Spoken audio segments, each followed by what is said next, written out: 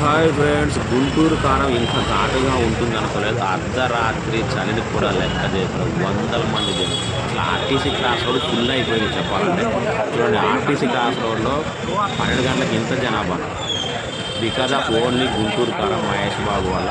చూడండి, బైకులు ఎన్ని బైకులు ఉన్నాయో, టికెట్లు దొరికి కొంతమంది దొరకక కొంతమంది.